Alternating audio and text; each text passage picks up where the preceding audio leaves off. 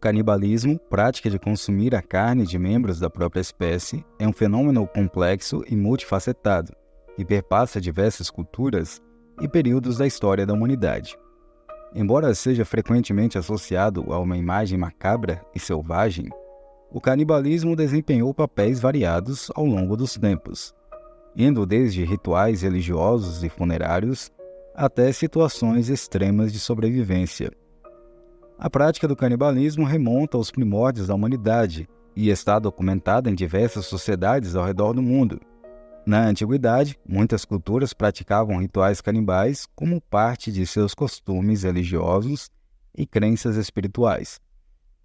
Por exemplo, entre os astecas, acreditava-se que o sacrifício humano e o consumo da carne dos sacrifícios eram necessários para aplacar aos deuses e garantir a fertilidade da terra e o bem-estar da comunidade.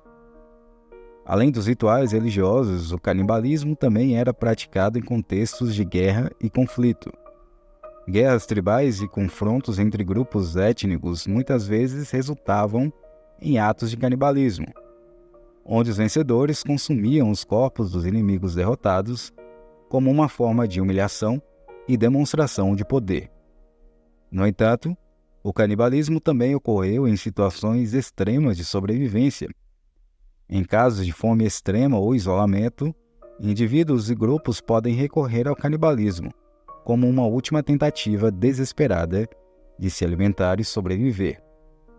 Um dos exemplos mais conhecidos é o caso do navio britânico Essex, cuja tripulação recorreu ao canibalismo após o naufrágio de 1820. Ao longo da história, o canibalismo foi frequentemente associado à prática de bruxaria, feitiçaria e magia negra, sendo muitas vezes demonizado e utilizado como justificativa para perseguições e punições severas. Na Europa medieval, por exemplo, surgiram histórias e lendas sobre cultos secretos de canibais que se alimentavam da carne de crianças e virgens em rituais satânicos. No entanto, é importante destacar que o canibalismo nem sempre foi praticado de forma indiscriminada ou descontrolada. Em muitas culturas, havia regras e tabus que regulamentavam quando, como e quem poderia praticar o canibalismo.